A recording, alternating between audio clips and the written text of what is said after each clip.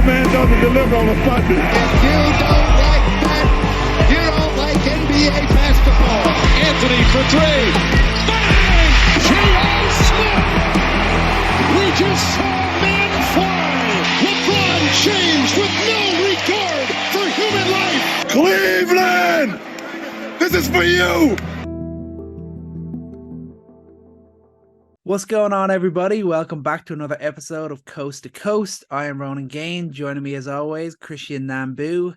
It's been a hot minute since we last recorded. The Bucks are still undefeated. They've now won 16 straight. LeBron James is out for a vital part of the Lakers season.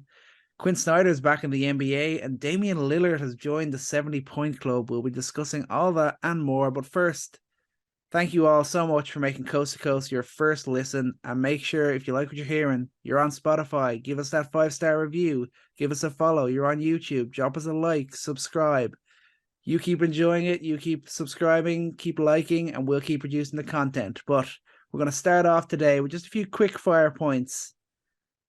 The Milwaukee Bucks are now on a 16-0 winning run.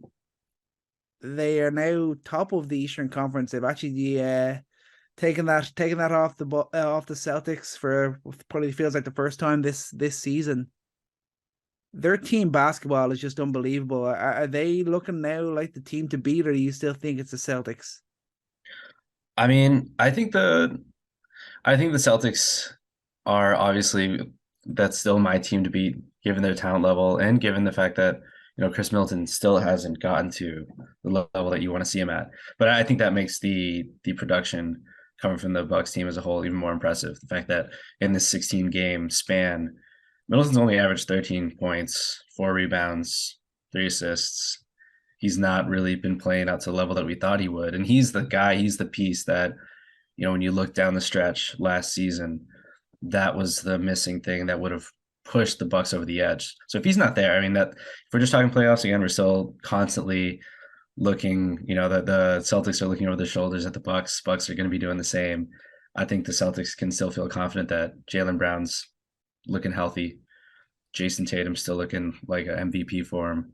And without Chris Middleton being there, I'm still going to pick the Celtics given that. Until I see Chris Middleton start to turn it up, I don't care how many games they win, because I know this Bucks team can win any regular season game that they want whenever. Although this is impressive for sure, I still think that it just comes down to him getting to that playoff level.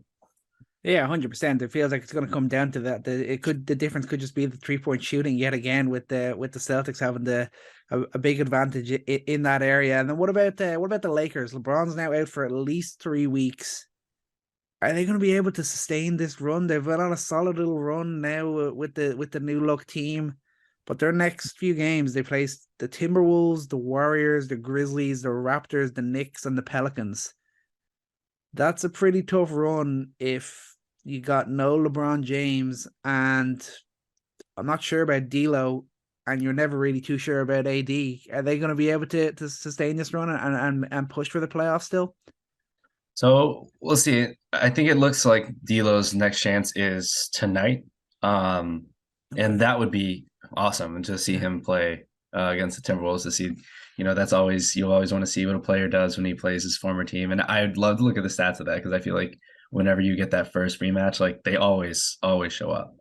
But I think it sucks, man. I mean, that is what it is. Like, it's so disappointing to see them have a glimmer of hope. I mean, this team looked fun, the way they're playing in the open on the open floor. LeBron James actually getting to sit at the end of a game, like being up, having a lead like that. He hasn't seen that in like a year, and not even having the chance to see him consistently get on the floor with a shooter like D'Lo. It's tough.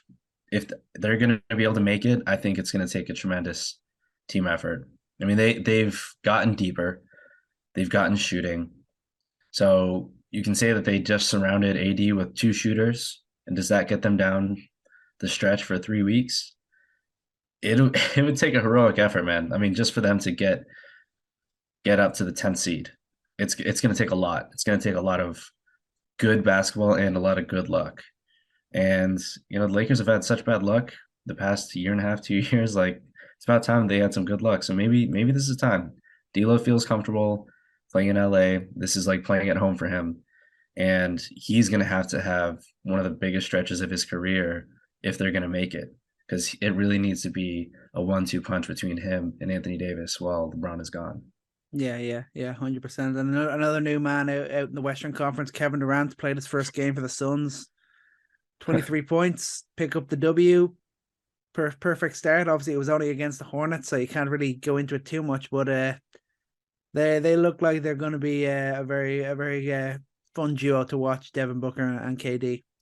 He's not going to have a chance to win the MVP this season, which is too bad because his form at the beginning of the season, like he looked like an MVP. Like he just could not stop anything he was doing on both ends of the floor. And I think it'll be interesting to see how he slots in as a not a role player.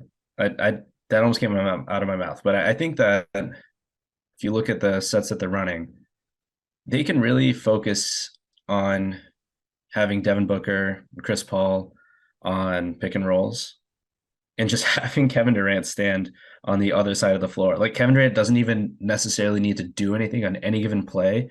It's just how good this Suns team is with the spacing that he provides. And that's something that they have not had before. Like Cam Johnson, amazing shooter, but defenders are still going to help off of Cam Johnson to prevent a pick and roll from Devin Booker and DeAndre Ayton. Now, I mean, you just look at the game that he played in. There is no help from either side that Kevin Durant is on. And all he has to do is just space the floor. He can drop 20 points a game without doing a lot. Like he could do that for the rest of the regular season, save himself for the playoffs. And we don't even know, the full potential of this because they haven't even fully run everything that they probably could. And that's the interesting thing. Like we're not going to see, I think, the full range of what the Suns could do, putting both Devin Booker and Kevin Durant in screen actions, putting Chris Paul in there as well. Like they have so many playmakers, so many shooters, and they're probably going to save that for the playoffs. Like the amount of hidden like little things that they could do with them, they're not going to show that in the regular season. Once they bust that out in the playoffs, it's over. Like people already don't know how to theoretically defend that. But then when you're seeing it for the first time in a 7-game series, like good luck with that. That's going to be a really tough matchup, obviously. Yeah, for sure.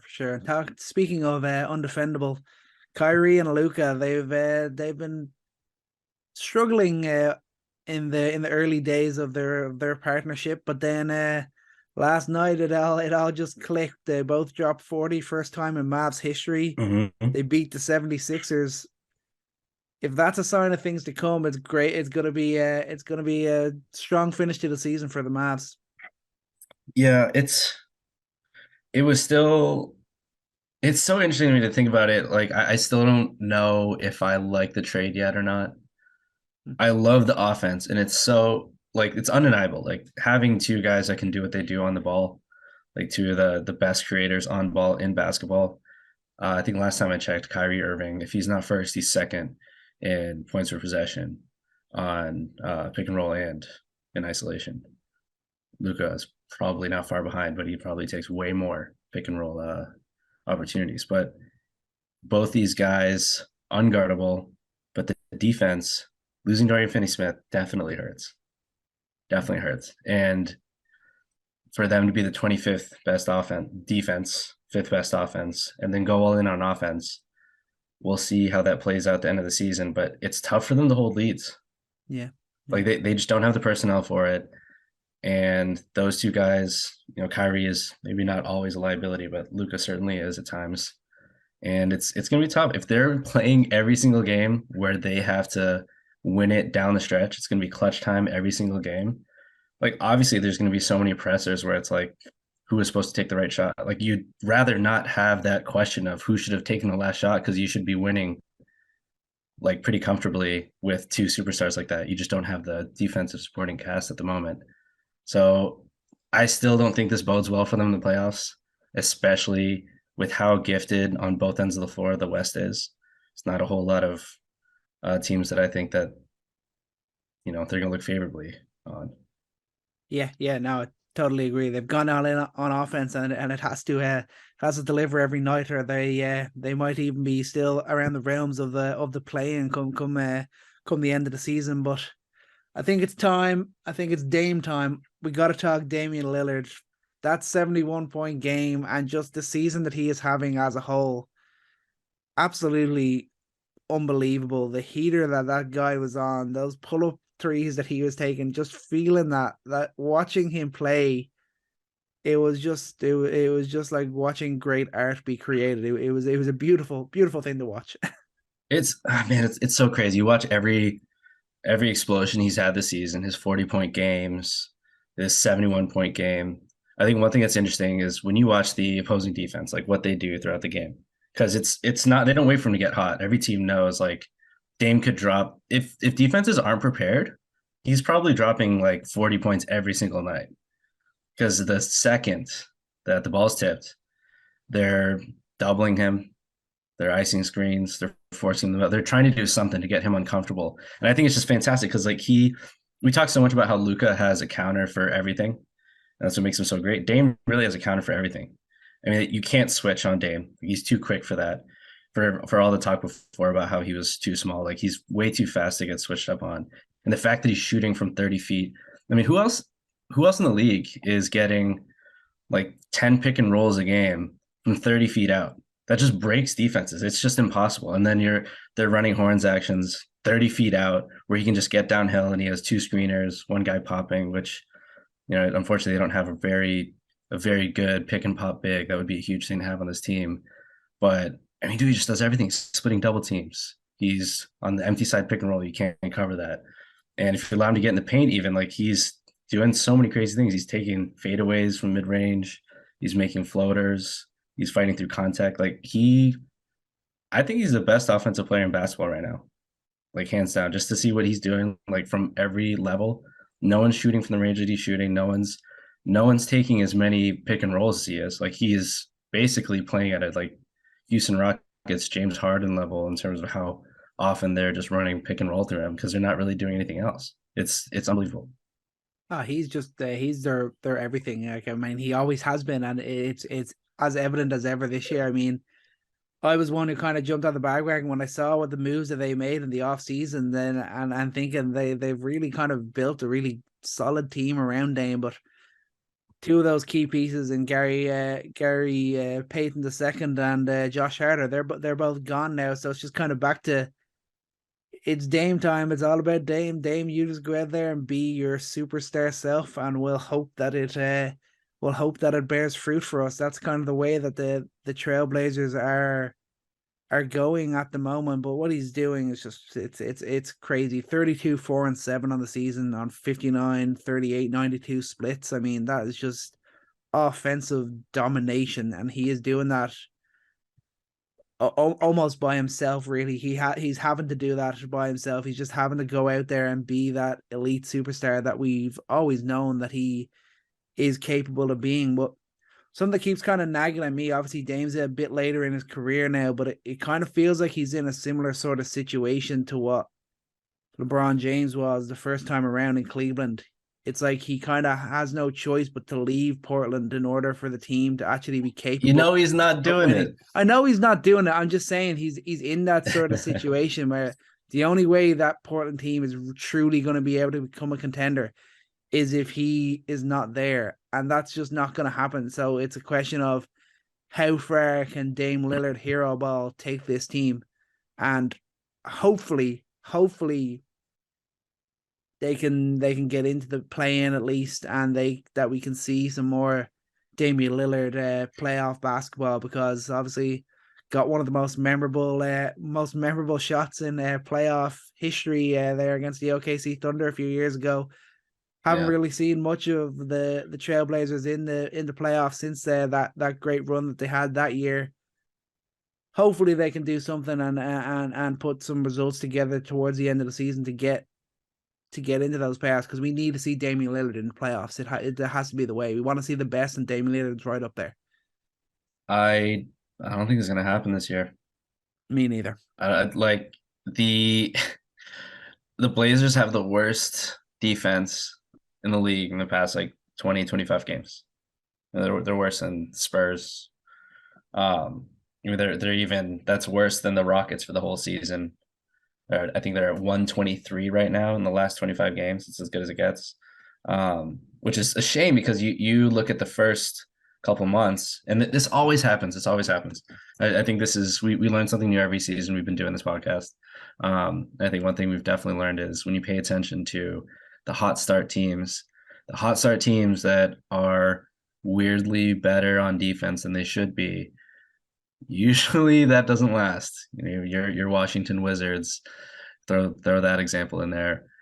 And I think, is this a thing about Chauncey Billups? Is this kind of an indictment on him? Because he had pieces. He had defensive pieces.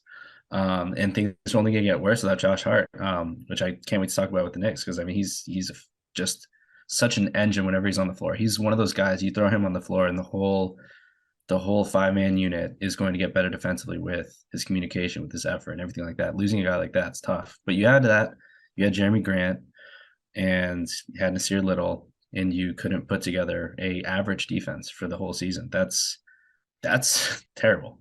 That's terrible. For the whole season to be, after your hot start, to have a defensive rating of 118, you're barely better than the Kings. Or no, you're not better than the Kings. The Kings are better than you. In fact, the Kings are better at defense than you.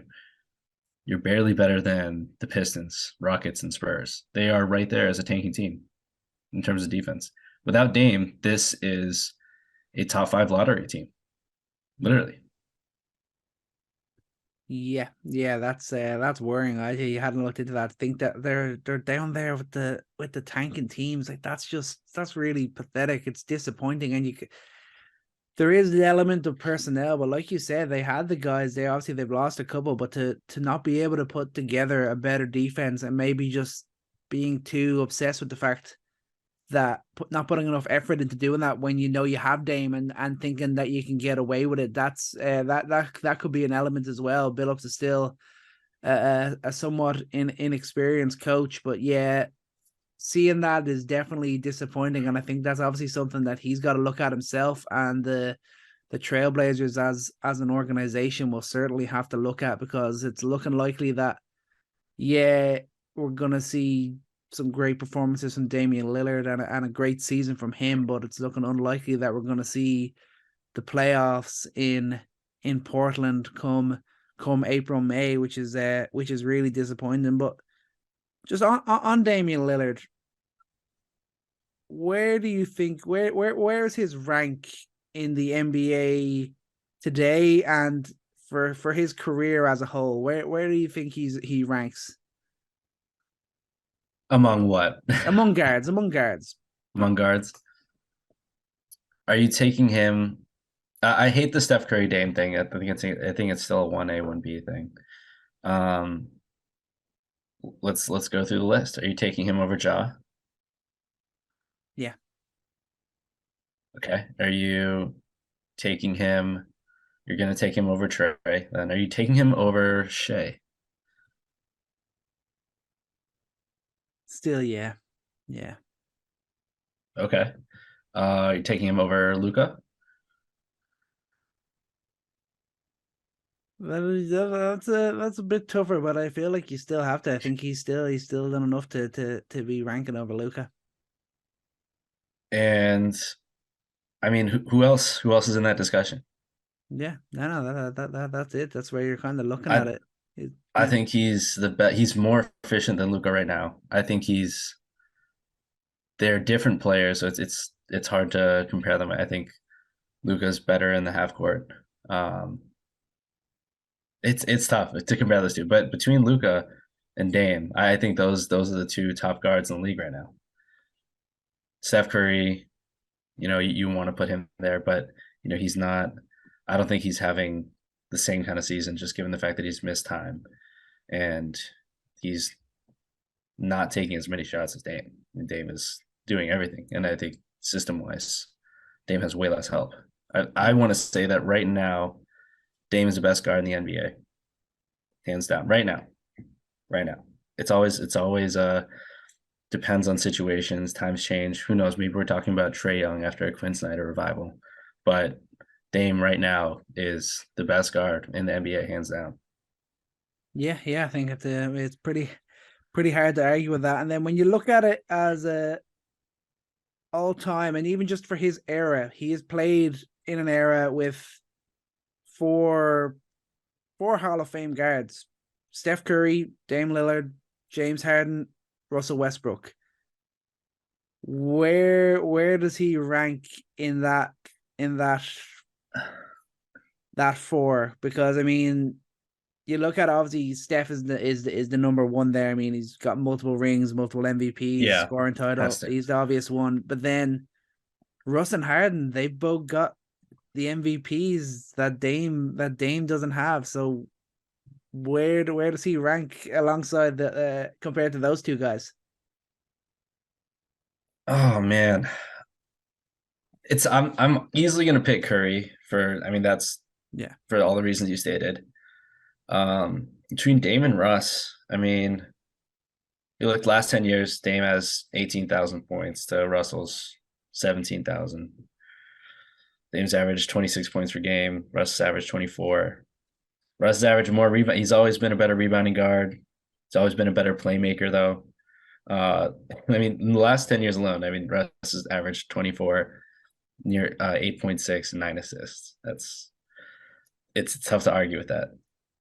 I don't know. I think it's tough to ask that right now because this is such a depressing time for Russell Westbrook's legacy.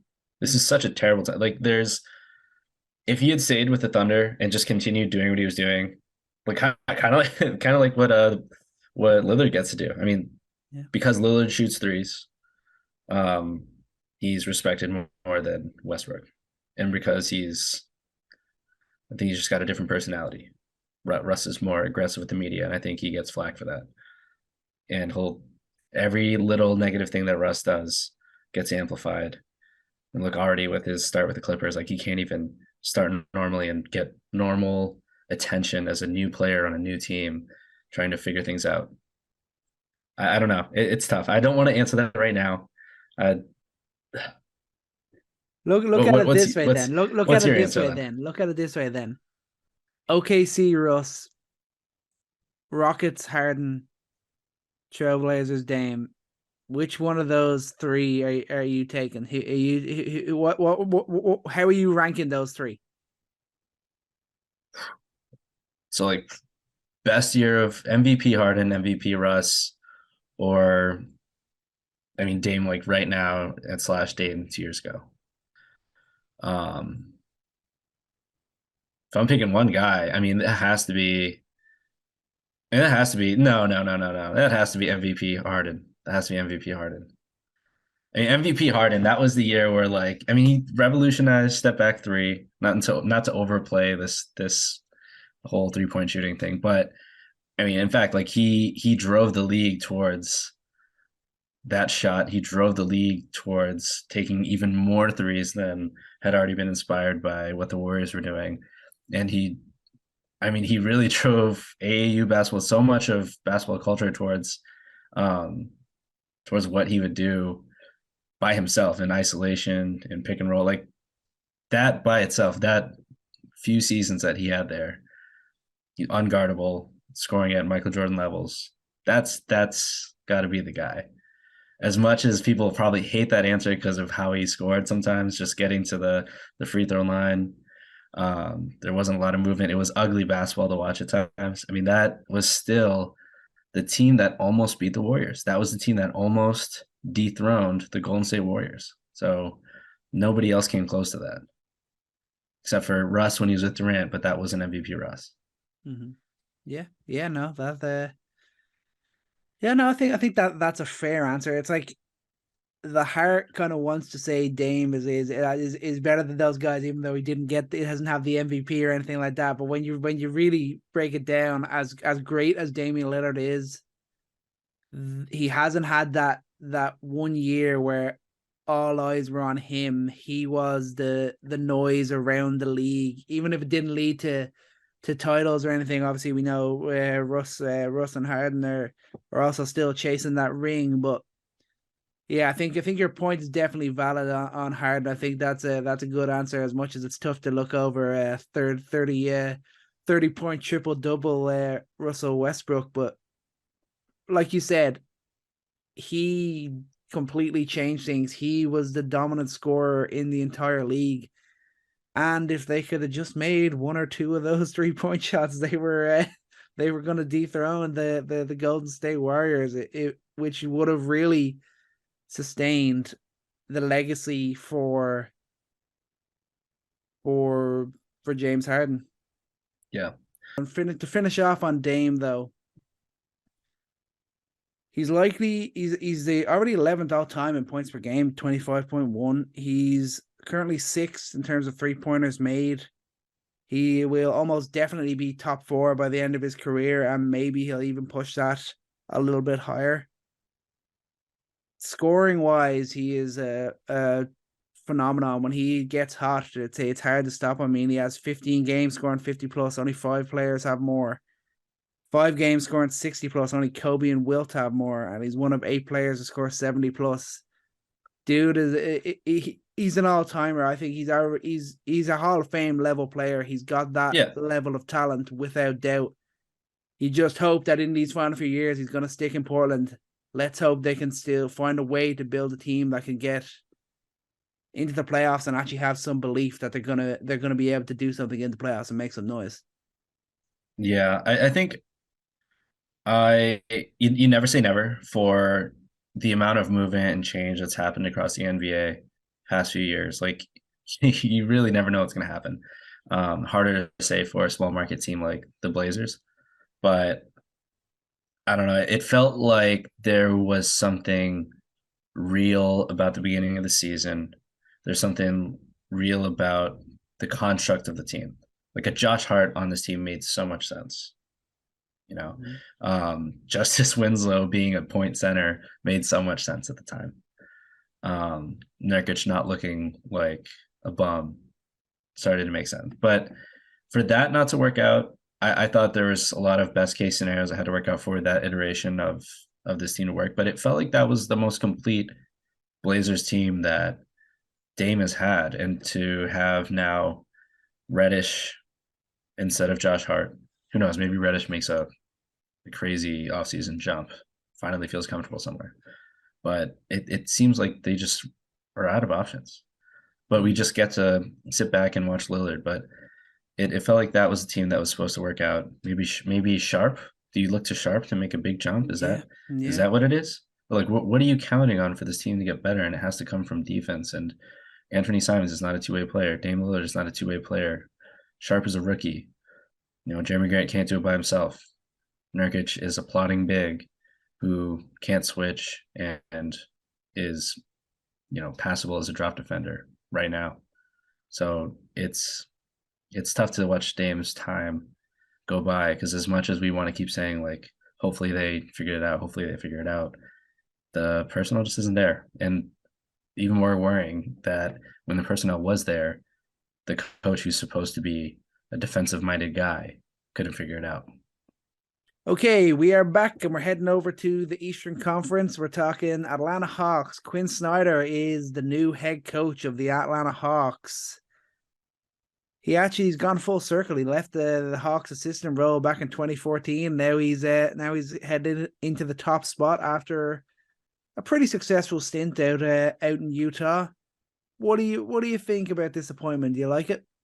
Yeah, and two things. One, I'm glad you mentioned that, because he's the assistant with Coach Bud, who, when he was with the Hawks, that was like one of the most memorable Hawks teams in a decade. It was the best regular season team in the league. They had 3 All-Stars, and one of those All-Stars is now one of his new bosses. Kyle Korver, full circle, is now his boss. He's the assistant GM along with Landry Fields as a general manager. And the second point to that is, I think it's so easy to quickly forget how good the Jazz were, because I think that's a pretty neutral kind of thought about how good he was as a coach. And I think most of us are going to have that because the Jazz ended on a pretty sour note. But I mean, Quin Snyder took a team that had Gordon Hayward, drafted Dante Exum, had Derek Favors, Enes Kanter, those guys on that team, and he turned that from like one of the slowest teams in basketball and They ended up getting Donovan Mitchell, losing Gordon Hayward. That just looked awful. And then he turned that and Rudy Gobert into one of the best offenses, not just in the league, but that the league has ever seen. That's what he did. So I think that's where we have to start when we look at Quin Snyder is one, he just signed a 5-year contract with an organization that he has familiarity with and one of the GMs who he's very close with. And two, he has a track record that means that they just hired a coach who they have expectations and trust that he's going to lead and build this team. And I think this kind of segues into our discussion because now all eyes are going to be on Trae. I think it'll be fun right now if we talk about, what Quin Snyder did with the Jazz that they can work with the Hawks for sure. But I think everyone's dying to kind of talk about what does this mean for Trae Young, a guy that has, is he a coach killer now? He just had disagreements with his last 2 coaches. They did not last there. He's had disagreements with his teammates. And just the whole vibe there is off. Clearly, there's just so many leaks. There's more leaks out of the Hawks than all these gas leaks across America right now. Like every single week, there is something about Trae Young, something about that locker room, and it needs to stop. And hopefully, Quin Snyder's there to stop it, or else we'll see what happens this summer. Yeah, I mean, if you believe all the rumors and all the leaks, I mean, Trae Young is getting the vibe of being like the most volatile player that the NBA has ever seen. I mean, in terms of like the guys who expect to be your lead guy, your lead star level player, apparently he's got issues with the guys he's playing with. He's got issue with his coaches, issues with almost everybody, but there's still no talk of him being unhappy in Atlanta or anything like that. So that's where you're kind of like, where's the balance here? Where do you try and find the truth in it? But it doesn't feel too surprising that those things are coming out. It's just a question of now he's got this tenured coach. He's got this guy who's worked with players of his level before. Is he going to be willing to listen and work under this new coach? You have to think he's going to have to, or the Hawks are going to move on after giving Quin Snyder the bumper deal. That's kind of the way that it feels. Yeah, and hopefully that's a good thing. I don't want to talk about this all in like a negative light. I think there's definitely a pressure there that exists. Like this isn't, ultimately Nate McMillan was the substitute teacher. Like he came in and not to push him down to that level because Nate McMillan's he definitely could have been coach of the year with the Pacers, and then coming in with the Hawks, like he had an excellent tenure there that just went up and down. I think he was a good coach that, just did not mesh with this team, and that sometimes that happens. But in the mind of a guy like Trae Young, I think, he's a substitute teacher who came in, he's still there. He stayed there, and he wasn't Trae Young's choice. He wasn't the organization's first choice at the time, and it was just kind of a forced marriage. So I don't think, and I hope that he didn't have any input on Quin Snyder's hiring, because I think the organization needs to think for itself and not really make these decisions based on Trae. But I think there's going to be a new standard because of it, and I think that pressure is good. And if he does accept it, again, just talking broadly, look at what he did for Donovan Mitchell. Look at what he did for that team.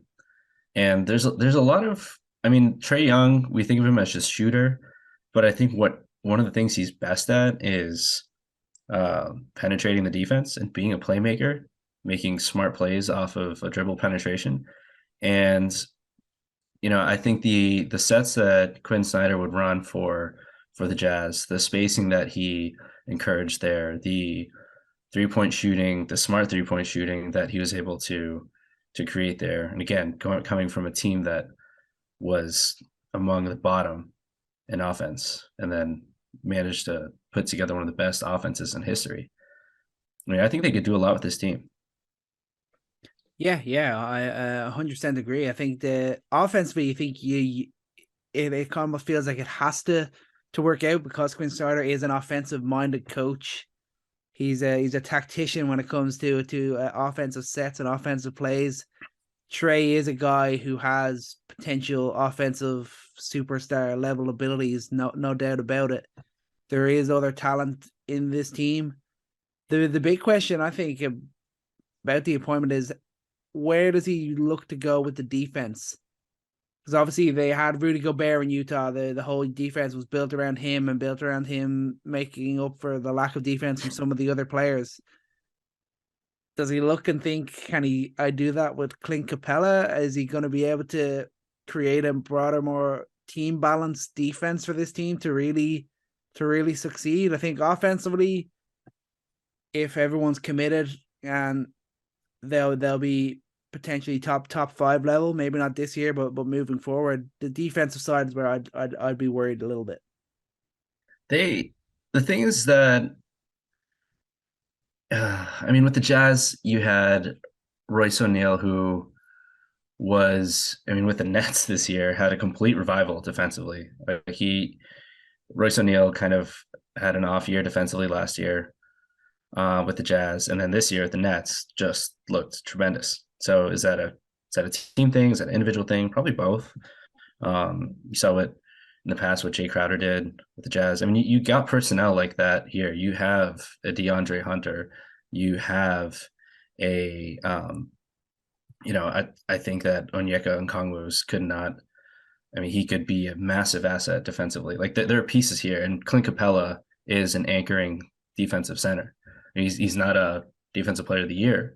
Sadiq Bey. I mean, that's a huge acquisition that they got that I think can do a lot for them. They have 2 really big wings. They have a really mobile, switchable center. They have a traditional rim protecting big. Like there's defensive pieces for it to work. And I think one thing that we do have to expect is something that guys like Mike Conley have talked about, is that there's a lot of lingo that he works with. So I don't know if that's something that's kind of the minutia of what it takes for a coach to take over a team in the middle of a season, which really doesn't happen very often. Like this is not something that you see very often, especially a high profile coach like this and a high profile team with a lot of pressure. There's a lot at play here. All reports are saying that, the front office, coaching staff, like there's a lot of pressure from management, from ownership rather, to win. And I think that what we see at the end of the season here will be more about culture, will be more about how Trae Young responds, how young players grow. Let's see how AJ Griffin responds, how Sadiq Bey adjusts in this role. Hell, this is going to be a deep take, and he only played 3 minutes in 2 games. But Garrison Matthews is a role player that I think would be great for them to introduce. They need guys like that who can defend at the perimeter and shoot the 3. But there's so many players in this team that if they can just create a new culture, they can reset. Like forget out the playoffs. Like maybe you make the playoffs. You're going to make the playoffs, I think, if you're the Hawks, but I don't think you're going to do anything significant. But it's really just about establishing culture and goals. So let's listen in on what new leaks we find. Let's listen in to how they talk in the press conference, because we can talk all day about X's and O's, but I think it's going to take way too long to really establish that in a meaningful way that will push them to where they want to go. And that's deep in the playoffs. And I don't think it's going to happen this year. But like I said, it's about the intangibles at this point. Yeah, I think that's clear. I like to think they're going to get back to regular season quality. I mean, obviously they had that great run in the playoffs in 2021, but since then it's been a bit of a damn squid. They haven't been able to build on it. You're bringing in one of the great, at least regular season coaches of the last decade. That's the one step. Then it's the question of the playoff success, and hopefully, if Trae Young is the star that the Hawks thought he was when they gave up on Luka Doncic for him, maybe he can be that leader that Quin Snyder needed to be able to mold and build a playoff competitor, and he can change that narrative around him in Atlanta. But let's move on. We'll finish off talking about my Knicks, and I actually get to do this with a smile on my face for once. It's great to see. They're on a 7-game win streak. They've won 9 of their last 10. They are now 5th in the Eastern Conference. I think the form they're playing with, the way they're playing, they look like they're most definitely going to be in the playoffs this year, and I'm going to avoid the play-in, which is huge. And the lead guy who's been at the forefront of all that, Jalen Brunson. What a level that he is playing at the moment. It's just unbelievable. it's insane. It's everything you've hoped for. And I need to stop you there because the coast to coast bringing you new vocabulary every single episode. So are the Knicks not a damp squid? Is that the word? Damp squid? What is a damp squid? You can't just throw that in there and expect me just to keep rolling. Crap. A damn squid. All right. Well, the Knicks have certainly not been a damn squid this season. We can smile about it. We can be happy. And, it's a 7-game winning streak, but you look back to December 4th, they are 27-14 since that point. They're on I want to say like a 55, 54 game win pace at that point. So it's too bad that they didn't have the start to the season like they're playing right now, but they're really making up for lost time. And I'll let you lead on this one because the few games that I've seen over the past 7 games, the one thing I've noticed the most is Josh Hart. And I mean, just intangibles. When you watch your Knicks team, when they're competing defensively, when they're running the open floor, when Josh Hart's running, chasing loose balls, like how much of the vibe is different just from his presence alone. I mean, we definitely got to talk about Brunson, but they got in his buddy Josh Hart there, and he's been exciting for me. Oh yeah, I mean it's been unbelievable. I mean he's played in 7 games. The Knicks have won all 7 of those games. He is still shooting 60% from 3, and he's almost like the prototype for the modern day Tibbs sort of player, because Tibbs has had to accept that his team has to shoot more threes, which Josh Hart can do, and what he brings as a hustle guy, as a defensive player. I have to imagine that Tom Thibodeau absolutely loves this guy. Dude, it's unbelievable. It's the guy that he could make in a lab. He'd make 100 Josh Harts if he could. But it's really fun. I mean, saw that moment when Jalen Brunson saw that he was getting traded over to the Knicks, and Brunson himself we just saw him a tear this season. I think there's a real argument to be made that, when you break down all the guards that will make it on the All NBA team, given that the Knicks continue this pace, given that Brunson continues what he's doing, and to put that into perspective, just thinking about him as a scorer, he's tied with Damian Lillard in points per possession in isolation. I mean, that there's something to be said for that. And he does it in such a different way. It's such I think for basketball culture as well, just to celebrate a player like this, a guy who, is not scoring off of crazy step back threes, is not the most athletic guy on the floor, but is so fundamentally sound and is so good with 2 feet in the paint, is so good, crafty, navigating pick and rolls and isolation. Like, he is just a fantastic scorer for this team, for a Knicks team that has been dying to have a guy like this. And I think he has a chance. He has a chance to make it on All NBA team, and it'll be another Pascal Siakam-like story if he ends up missing the All-Star game and making the All NBA game or All NBA. That is definitely true. He's definitely like a realistic most improved player candidate. Obviously, Jazz completely broke that system last year, and it's probably going to be Shai Gilgeous-Alexander, but he's averaging 24 and 6 this year on 51, 41, 84 splits. Significant jumps in terms of points per game and assists based off his obviously best year, which was last year. And since the turn of the year, he's averaging 28.5 points per game, and the Knicks are 18-9 in that spell.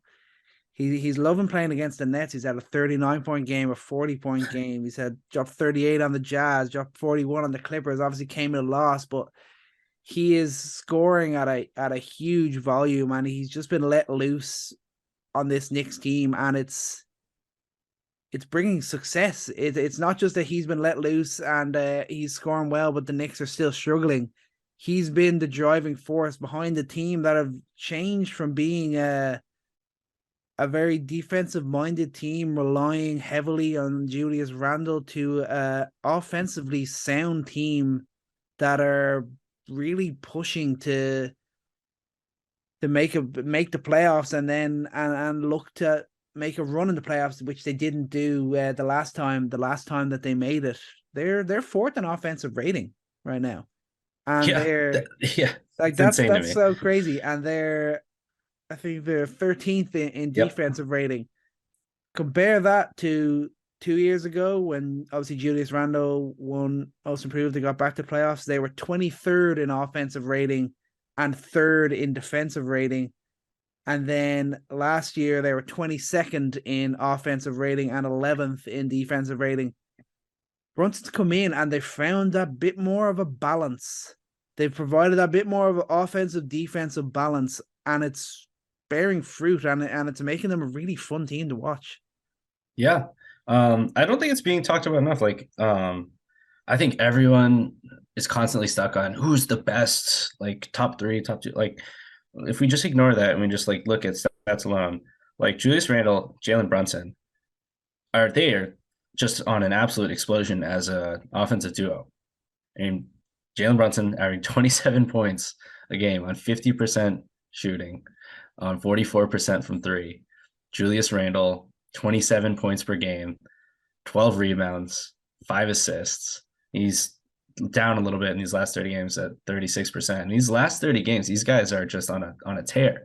And I think a lot of this is sustainable from them too. I think they found a way to coexist in a really amazing way. Unfortunately, I think it's been a little bit at the detriment of Barrett, but Barrett's been a professional. Like, Barrett's been an absolute professional through all of this, and this is about team success, and he's embraced that and he's preached that every time he's asked about it. But yeah, these guys as a duo, they're definitely worth mentioning when we talk about best duos in the league, and at least offensively. And I think too, a very simple thing, just Randle not bogging down the offense and making a quick read off a double and passing it. I mean, it's funny because I looked at the numbers here, and because by the eye test, just watching a few games, you're like, wow, this team must be like crazy, like getting 25, 27 assists per game. It must be like really up there now. But just the fact that you watch Randle making a pass out of there, I think just cleans everything up, because there's still a lot of room for improvement. They're still in just topping off the bottom 10 in the league in assists per game. But the game is just so much cleaner now that he's really cleaned up his mid-post game and making quick passes, because I think the Knicks have so much to offer when you got guys like Quentin Grimes shooting 45% from 3 in the last, I want to say the last 7 games. Yeah, the last 7 games. Quickly shooting 45% from 3 in the last 7 games. Hart, like you mentioned, 60%. Those numbers maybe not necessarily sustainable, but these are guys that are willing shooters around Randle. And once he starts to pass the ball like this, the ball gets moving. There's so much more to do. And we got to talk about quickly too.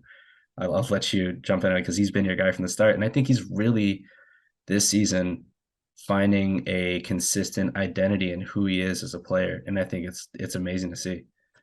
Yeah, I mean, I've always been a fan of IQ, and I'm really loving that he's such a big part of a great season in New York. I mean, I believe now we are going to make the playoffs, and I'm already like looking at it like this is way better than that 2021 season. Obviously, it was great watching Randle that year, and he was most improved, and all that was great. But this is such a more enjoyable watch. The well-roundedness of the team, the growth of young guys like Jericho Sims, like Quentin Grimes, IQ really finding his identity within this team.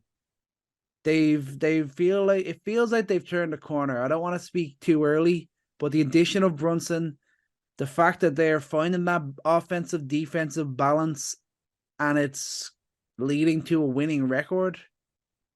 It feels like they're turning the corner. Whether that means playoff success or not, that's still the question. But in terms of right here, right now, it feels like the New York Knicks have turned a corner, and they're in a position where they can flourish for the first time in 20 plus years.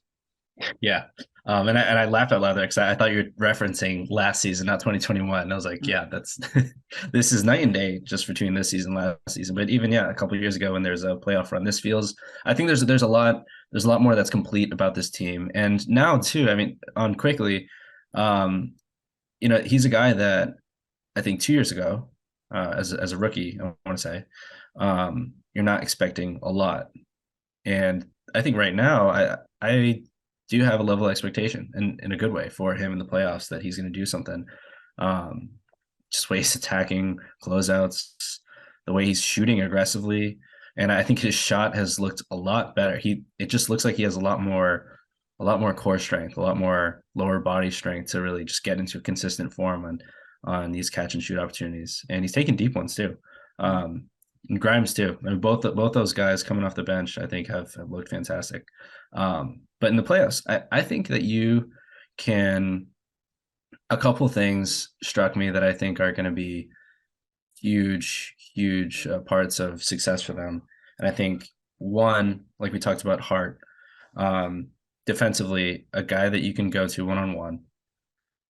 You know, if you're playing the Celtics, obviously I'm not picking your Knicks over the Celtics, but just to give an extreme example, I think you feel pretty good about that matchup. Josh Hart, put him on anybody. And to see how they played against the Celtics, and particularly not just Hart's defense, but to see Mitchell Robinson outplay Robert Williams in that game.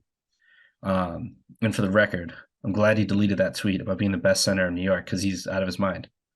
I think we all know who the best center in New York is right now, and he might win Defensive Player of the Year. But kudos to Mitchell Robinson for being healthy and for actually looking like he can run up and down a basketball court. That's great. Good job. But in all seriousness, I think that he and Hart in a playoff situation, the rebounding that they bring, if Mitchell Robinson can actually, if he can actually run down the floor with Hart, I think there's a lot there, and he's been a big factor that they've been missing. To see him take a step forward in a playoff situation, I think that's an X factor. They have real X factors right now. Yeah, that's a big thing. And like Mitchell Robinson was always a guy capable of that. It's just like you said, it's just such a big achievement for him to actually be on the floor and actually look healthy. That's such a big thing for him. And hopefully he's in there. He's right back up and running when we get to playoff time. But it's been a fun year. Obviously, it was a bit hit and miss early on in the season, but to think of what they've done since December, since the turn of the year, with Brunson, our major offseason acquisition, leading the way. I mean, it's everything that you could have hoped for the New York Knicks, and it's great to be able to talk about them so glowingly at this time. It's really fun, and long may it continue. But I think that's going to do it for today's episode. We got there in the end, despite our issues with Zoom, but we were able to complete the episode in the end. A fun one for me. Dame Lillard, can he keep going with Portland?